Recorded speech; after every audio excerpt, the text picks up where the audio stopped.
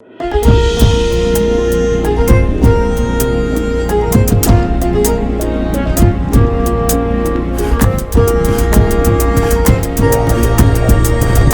ቤተሰቦች ከፈታ ዴሊ ከበረ ሰላምታ ይድረሳችሁ።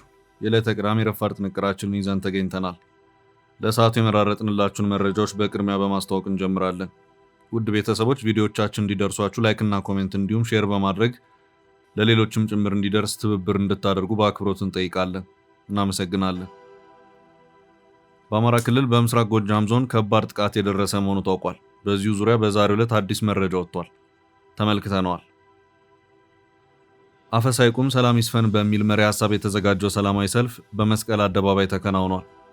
በዝናባማ አየር ታጅቦ የተካሄደው ሰልፍ ቀዝቀዝ ያለ ሆኖ ታይቷል። ጌታቸው ረዳ በመድረኩ ንግግር አሰምተዋል። ሰልፈኞች ምን አሉ? ተቃውሞ ምን ይመስል ነበር? አጠር ያለ መረጃ አክለናል። በተጨማሪም እነ ደብረጽዮን የተቃወሙት ሰልፍ በአዲስ አበባ መካሄዱን የኦሮሚያ ክልል ርዕሰ መስተዳድር አቶ ሽመልስ አብዲሳ ኦሮሚያ እንደ ክልል ጠፍቶ ማየት የሚፈልጉ ሰዎች አሉ በማለት ጠበቅ ያለ ሐሳብ ማንሳታቸውንና የትራምፕ አስተዳደር በኢትዮጵያውያን ስደተኞች በአሜሪካ የመቆየትና የመስራት ጊዜያዊ ህጋዊ ከለላ ቲፒኤስ ላይ አዲስ ውሳኔ ማሳለፉን እንመለከታለን። መልካም ቆይታ። አሁን በቀጥታ ወደ ዝርዝሮቹ። ቃል ገብተን በጊዜው አስረክበናል። ከአንድ ዓመት ከ5 ወር በፊት በጀሞ አንድ ላይ የተጀመረው የዳኮርድ ሪል ስቴት ፕሮጀክት ዛሬ ባለቤቶቹ ቁልፋቸውን እየተረከቡ ነው። ዳኮርድ ሪል ስቴት ቤት ብቻ አይገነባም፣ እምነትንም ይገነባል። አሁንም በጀሞ አንድ ሳይታችን ላይ ባለ 1 መኝታ 80 ካሬ እና ባለ 2 መኝታ 118 ካሬ አፓርታማዎች በልዩ ዕድል ቀርበዋል። ከ678 ሺህ ብር ቅድመ ክፍያ ጀምሮ እስከ 1.25 ሚሊዮን ብር የሚደርስ ቅናሽ፣ 70/30 የባንክ ብድር አማራጭ። ዛሬ ወስኑ፣ የነገውን ምቹ ህይወት ያረጋግጡ። 0911 057674 0926 930578 ዳኮርድ ሪል ስቴት በልዩነት የተገነባ። ህወሓት መሲልካ ህወሓት ንምፍራስ ብዙሕ ነገር የተሰሪሕ ኢህአዴግ መሲልና ኢህአዴግ አፍሪስናዮ ይሉ ብዕለ አሚኑ እንዲ አቢ። የጎጃሙ ከባድ ጥቃት። በአማራ ክልል በምስራቅ ጎጃም ዞን ከባድ ጥቃት የደረሰ መሆኑ ታውቋል። ጥቃቱ የደረሰው በዞኑ ቢቡኝ ወረዳ ሲሆን በዚህ ወረዳ በወይኗ ቀበሌ ሞሶቦ ሽሜ አቦ ልዩ ስሙ ግርገራድ የሚባል አካባቢ መሆኑን የቢቢሲ ዘገባ አመላክቷል። እንደ ቢቢሲ ዘገባ ከሆነ የዚሁ ጥቃት ሰለባ የሆኑት የ12ኛ ክፍል ፈተናን ተፈትነው ሲመለሱ በነበሩ ወጣቶች ላይ ነው። ተኩስ የተከፈተበት ተሽከርካሪም በወቅቱ 44 የ12ኛ ክፍል ተፈታኝ ተማሪዎችን አሳፍሮ ነበርም ተብሏል። ተማሪዎቹን አሳፍሮ የነበረው መኪና በተለምዶ አይሱዙ ቅጥቅጥ የሚባለው መሆኑን የአካባቢው ባለስልጣናት ለቢቢሲ ተናግረዋል። ጉዞ ከደብረ ማርቆስ ወደ ጎሃ ጽዮን ነበርም ተብሏል። በወረዳው የሚገኙና ስም አይገለጽ በማለት መረጃውን ለቢቢሲ ያደረሱት የአካባቢው ነዋሪ ሐሙስ ሐምሌ 9 ቀን 2018 ዓ.ም ከምሽቱ 12 ሰዓት ተኩል አካባቢ ጥቃቱ የደረሰ መሆኑን አስታውቋል። ቢቢሲ በዚሁ ዘገባውም ከወረዳው ባለስልጣናት መረጃዎችን አጣርቻለሁ ያለ ሲሆን በተከፈተው ተኩስም ጥቃት ከደረሰባቸው ተማሪዎች መካከል 2ቱ ከባድ ጉዳት እንደደረሰባቸውና ቀሪዎቹ 3ቱ ግን ቀላል የሚባል ጉዳት ያጋጠማቸው መሆኑን እንደገለጹለትም አክሎ አመላክቷል። በጥቃቱ የተጎዱትና ቀላልና ከባድ ጉዳት የደረሰባቸው ተማሪዎች በቢቡኝ ወረዳ የመጀመሪያ ደረጃ ሆስፒታል የሕክምና እርዳታ እየተደረገላቸው መሆናቸውንም ጨምሮ አስረድተዋል። የአካባቢው ባለስልጣናት ታጣቂዎች ባለፉት 3 ዓመታት በዞኑና በወረዳው ውስጥ በስፋት እንደሚንቀሳቀሱ ጨምረው ተናግረዋል። አካባቢው ሙሉ በሙሉ በታጣቂዎች ቁጥጥር ስር መሆኑን የተናገሩት አንድ የወረዳው ኃላፊ ተማሪዎቹ ባለፈው ሳምንት ለፈተና በሚሄዱበት ወቅትም ተኩሱ ተከፍቶባቸው እንደነበርም አስታውሰዋል። ሲመለሱ ደግሞ ከመደበኛ የመከላከያ ኃይል ጋር መጋፈጥ ያቃተው ጽንፈኛ ቡድን ራሱን አደራጅቶ የነገር ሀገር ተረካቢ የሆኑ ተማሪዎችን ወደ ቤተሰቦቻቸው እየተመለሱ ባሉበት ተኩሱ ከፍቶ ከ5 ያላነሱ ተማሪዎች ላይ ጉዳት ያደረሰው ሲሉም የወረዳው አመራር ተናግረዋል። በቢቡኝ ወረዳ 19 ቀበሌዎች መኖራቸውን የገለጹት ቢቢሲ ያነጋገራቸው ኃላፊዎች ከነዚህ መካከል በመንግስት ቁጥጥር ስር የሚገኙት 6ቱ ብቻ ናቸው ማለታቸውንም ቢቢሲ በዚሁ ዘገባው አመላክቷል። ጥቃቱ በተፈጸመበት አካባቢ ያለው ወቅታዊ ሁኔታ አሳሳቢ ነው የሚሉ ስማቸው እንዲጠቀስ ያልፈለጉ ኃላፊ ሐሙስ ዕለት የተፈጸመው ጥቃት አጠቃላይ ማህበረሰቡን ተስፋ ያስቆረጠ ነው ብለዋል። በወረዳው ከሚገኙ 43 ትምህርት ቤቶች መካከል ትምህርት ሲሰጥባቸው የነበሩት ከ8 ያልበለጡ ትምህርት ቤቶች ናቸው ሲሉም ጨምረው ተናግረዋል። ከቢቡኝ ወረዳ ወደ ደብረ ማርቆስ ለመሄድ በእያንዳንዱ ቀበሌ ታጣቂዎች መኖራቸውን የሚናገሩት የአካባቢው ባለስልጣናት ከዚህ በፊትም ጥቃቶች እንደሚፈጸሙ አስታውሰዋል። የአሁኑን የከፋ የሚያደርገው ምንም የፖለቲካ ትርጉም የማይገባቸው 12ኛ ክፍል ፈተናን አጠናቀው እየተመለሱ ያሉ ተማሪዎች ላይ መፈጸሙ ነው። ማህበረሰቡ ጋር ጭምር ቁጣ እየፈጠረ ያለው በእነዚህ ምንም በማያውቁ ህጻናት ላይ የተከፈተ ጥቃት መሆኑ ነው ሲሉም ለቢቢሲ ተናግረዋል። ከደብረ ማርቆስ ወደ ቢቡኝ የሚሄዱ ተማሪዎች በ7 አውቶቡስ ሆነው መንቀሳቀሳቸውን የጠቀሱት ኃላፊው ይህ ጥቃት የደረሰበት መኪና መጨረሻ ላይ እንደነበር ተናግረዋል። ጥቃቱ በደረሰበት አካባቢ በታጣቂዎች ቁጥጥር ስር መሆኑን የሚናገሩት ኃላፊው ተማሪዎች ለፈተና ወደ ማርቆስ ሲሄዱም ጉዳት ባይደርስም ተኩሱ መከፈቱን ጨምረው ገልጸዋል። የወረዳው አመራሮች ከዚህ በፊት በአካባቢው ለመንቀሳቀስ በእጀባ መሆኑን ገልጸው ተማሪዎቹ ለፈተና ሲሄዱ የመንግስት የጸጥታ ኃይሎች እጀባ ማድረጋቸውን አስታውሰዋል። ተማሪዎቹ ፈተናቸውን አጠናቀው ሲመለሱ ግን እጀባ እንዳልነበር ገልጸው የተወሰኑ ቦታዎች ላይ መንግስት ታጣቂዎች ቢኖሩም ተኩሱ በተከፈተበት አካባቢ ግን አልነበሩም ብለዋል። ጥቃቱ ከደረሰ በኋላ በቦታው የመንግስት የጸጥታ ኃይሎች መድረሳቸውንና ታጣቂዎቹም መሸሻቸውን ጨምረው ተናግረዋል።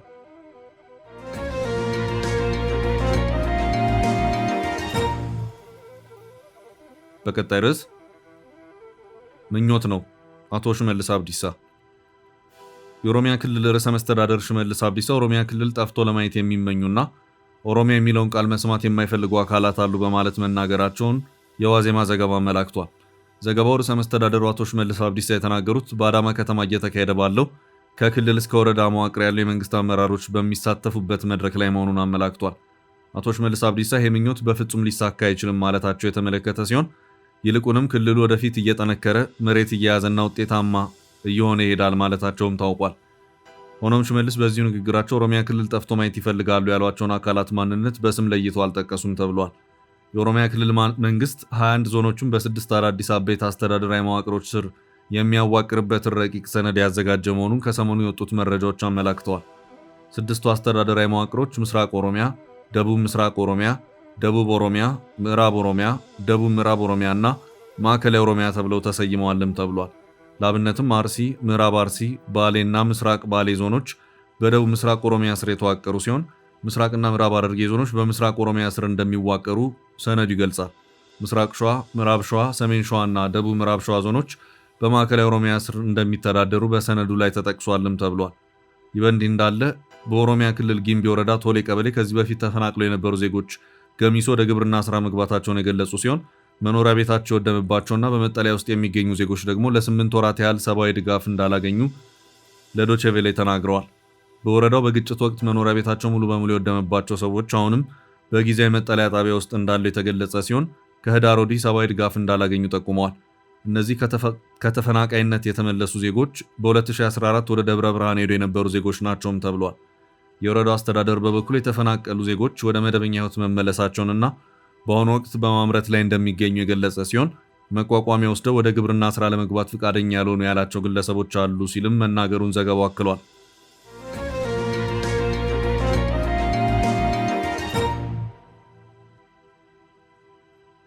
በቀጣይ መረጃ ቀዝቃዛው የመስቀል አደባባይ ሰልፍ፣ አዲስ አበባ ላይ የተስተጋቡ ድምጾች፣ አፈሳ ይቁም ሰላም ይስፈን በሚል መሪ ሐሳብ የተዘጋጀው ሰላማዊ ሰልፍ በመስቀል አደባባይ ተከናውኗል።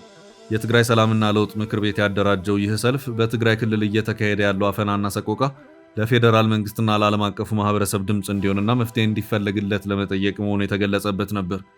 ከሌሊት አንስቶ ሰልፈኞች በመስቀል አደባባይ የተሰባሰቡ ሲሆን ዝናባማ በነበረው አየር ሁኔታ ሰልፉ በተሰናዳው መጠን ብዛት ያለው ህዝብ አልተገኘበትም። የትግራይ ሰላምና ለውጥ ምክር ቤት አመራሮች፣ የስምረት ፓርቲ አመራሮች፣ ሌሎች የትግራይ ተቃዋሚ ፓርቲ አመራሮች ተገኝተው ታይተዋል። የቀድሞ የክልሉ ጊዜያዊ አስተዳደርና የጠቅላይ ሚኒስትሩ አማካሪ ጌታቸው ረዳ፣ የቀድሞ የመከላከያ ኤታማዦር ሹም ጀነራል ጻድቃን እንዲሁም የቀድሞ የመቀሌ ዩኒቨርሲቲ ፕሬዝዳንት ፕሮፌሰር ክንዳያ ገብረሕይወት ከተገኙት መካከል ነበሩ። ሰልፈኞቹ በርካታ መፈክሮችን ይዘው የተገኙ ሲሆን ካስተላለፏቸው ዋነኛ መልእክቶች መካከል የህወሓት ቡድን የክልሉን ወጣቶች ለጦርነት ዓላማ በኃይል እያፈሰ መውሰዱ በአስቸኳይ እንዲያቆም አጥብቀው የሚጠይቁ ናቸው። መፈክሮች በትግርኛ፣ አማርኛ፣ እንግሊዝኛ ሰልፉ ላይ የታዩ ሲሆን በህገ ወጡ የህወሓት ቡድን የተጣለው አፋኝ አዋጅ በአስቸኳይ ይነሳ፣ የኢትዮጵያ መንግስት የትግራይን ህዝብ ከህገ ወጡ ቡድን አፈና መከላከል አለበት፣ የፕሪቶሪያው የሰላም ስምምነት ይከበር፣ ፍትህ እንፈልጋለን፣ ወጣቶችን አስታጥቆ ወደ ሱዳን መሸጥ ይቁም፣ ተፈናቃይ ወገኖቻችን ወደ ቀያቸው ይመለሱ፣ የፕሪቶሪያ ስምምነት ሙሉ በሙሉ የተከበረ ነው፣ የህወሓት ቡድን ሁሉን መጣስ እናወግዛለን፣ እንዲሁም ጦርነት ይብቃ፣ ሰላም የትግራይ ህዝብ ምርጫ ነው የሚሉ መልእክቶች ታይተዋል። በሰልፉ መነሻ ላይ ለሰማዕታትና ለተጎጂዎች ጸሎት የተደረገ ሲሆን አቶ ጌታቸው ረዳ ንግግር አድርገዋል። አቶ ጌታቸውም ባለው ሁኔታ የትግራይ ህዝብ በአደጋና ሁከት ውስጥ የገባበት ሁኔታ ተፈጥሯል ያሉ ሲሆን ዛሬ በአዲስ አበባ የምናደርገው ሰልፍ በአዲስ አበባ በሚኖረው የትግራይ ተወላጅ ብቻ አይደለም። ዳግም በተፈጠረው የጦርነት ድባብ በርካታ የትግራይ ወጣቶች በክልላቸው በደረሰባቸው የአፈና ተግባር ከክልላቸው ተፈናቅለው አዲስ አበባ እንዲመጡ የተገደዱበት ሁኔታ ስላለ ድምፅ ማሰማቱ ይጠቅማል ብለን ሰልፉን ጠርተናል ብለዋል። ሰልፉ በዜና ሽፋን በተለያዩ መንግስታዊና የግል ሚዲያዎች ቢያገኝም የቀጥታ ስርጭቶች ግን እንዳልነበሩ ለማየት ተችሏል።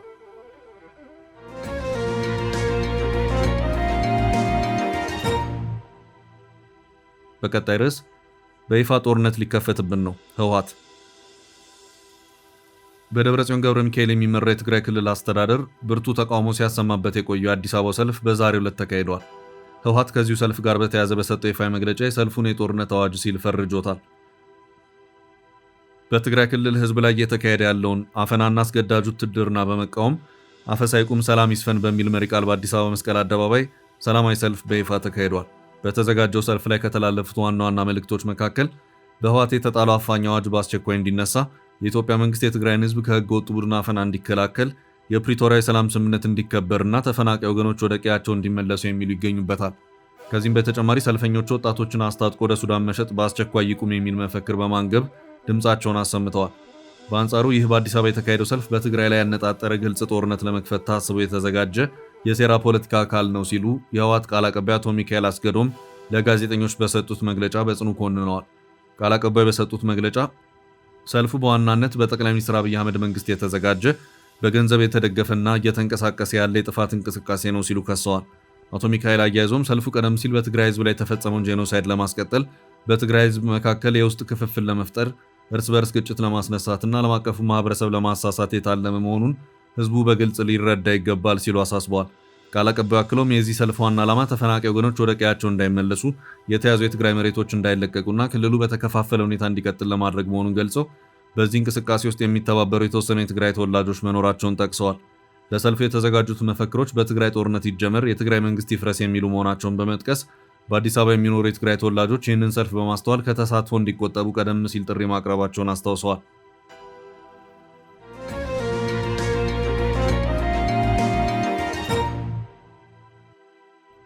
በሌላ ርዕስ የትግራይ አዲስ ውሳኔ።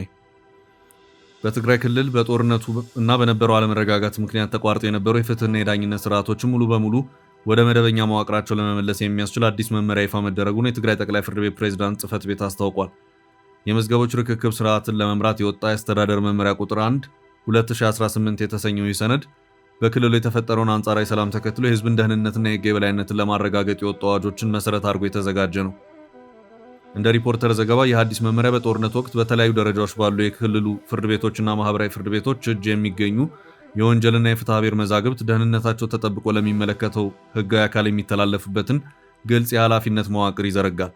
ይህ አዲስ የፍትህ እርምጃ በተለይም ተገልጋዮችና ፍርድ ፈላጊዎች በነበረው መስተጓጎል ምክንያት መዛግብቶቻቸው ወደሚገኙበት አካባቢ ሄደው በአጭር ጊዜ ውስጥ ፍትህ ማግኘት እንዲችሉ ምቹ ሁኔታዎችን መፍጠርን ዋና ዓላማ ያደረገ ነው።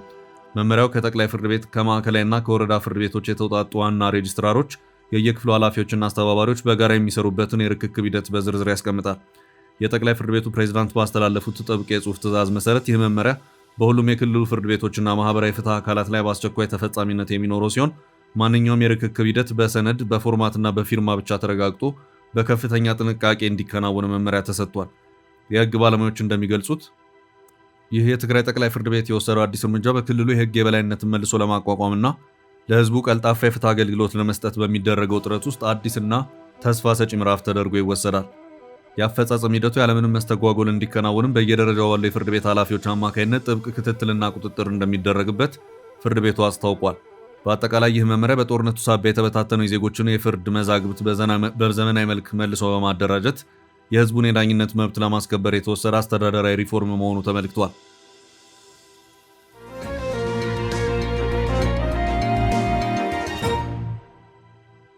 በቀጣይ መረጃ ከዱባይ ወደ ኢትዮጵያ ተላልፈው የተሰጡ ወንጀለኞች። የኢትዮጵያ ፌዴራል ፖሊስ ከተባበሩት አረብ ኤሚሬትስ ዱባይ ፖሊስ ጋር በመቀናጀት በውጭ ሀገር ተደብቀው በበርካታ የኢትዮጵያውያን ዜጎች ላይ ኢሰብአዊ ድርጊቶችን ሲፈጽሙ የነበሩ ተጠርጣሪዎችን ማሰሩን ገለጸ። ተጠርጣሪዎቹ ዳውድ ተፈሪ ለገሰና ደስታ ተገኛ በጋዝ የሚባሉ ሲሆን አደገኛ ህገወጥ የሰዎች አዘዋዋሪዎችን ወንጀል ተጠርጥረው ከዱባይ ፖሊስ ለፌዴራል ፖሊስ ተላልፈው የተሰጡ ናቸው። ሁለቱ ዋና ተጠርጣሪዎች የተለያዩ የማታለያ ዘዴዎችን በመጠቀም 105 ዜጎችን በህገወጥ መንገድ ወደ ዱባይ በመውሰድና ከ188 ሚሊዮን ብር በላይ ከተጎጂዎች እንደሰበሰቡ መረጃው ይገልጻል። ተጠርጣሪዎቹ በተለያዩ ካምፓኒዎች ስራ እናስቀጥራቸዋለን በማለት ከ2015 ዓ.ም ጀምሮ በርካታ ዜጎችን ከተለያዩ ኢትዮጵያ አካባቢዎች በመመልመል ሐሰተኛ መረጃዎችን በማሰራጨትና ያልተገባ ተስፋ በመስጠት ከአንድ ሰው ከ320 እስከ 600 ብር በመቀበል ማታለያ የቱሪስት ቪዛ አዘጋጅተው በመላክ በሀገር ውስጥ ባሉ ተባባሪዎቻቸው በተከፈተ የባንክ አካውንት ገንዘቡን በኢትዮጵያ ብር፣ በድርሃምና በሪያል ገቢ የሚያስደርጉ መሆናቸውን ፖሊስ ደርሼበታለሁ ብለዋል። ከዱባይ ፖሊስ ጋር በትብብር በመስራት ተጠርጣሪዎች በቁጥጥር ስር ውለው ሐምሌ 11 ቀን 2018 ዓ.ም ወደ ኢትዮጵያ ተላልፈው እንዲሰጡ መደረጉን የፖሊስ መረጃ ያመለክታል።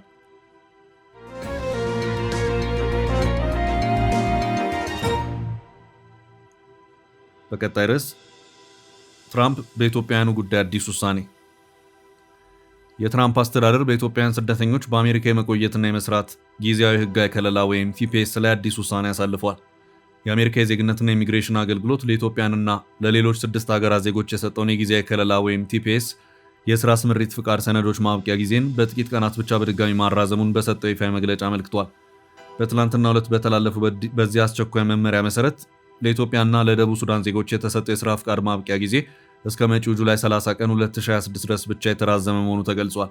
ይህ አጭር የጊዜ ማራዘሚያ ሌሎች ሀገራትን የሚያካተተ ሲሆን ለሶማሊያ፣ ለሶሪያ እና ለየመን ዜጎች የተሰጠ የሥራ ፍቃድ እስከ ጁላይ 24 2026 እንዲሁም ለበርማ ወይም ሚያንማር ዜጎች እስከ ጁላይ 27 ቀን 2026 ድረስ ብቻ እንዲቆይ ተወስኗል።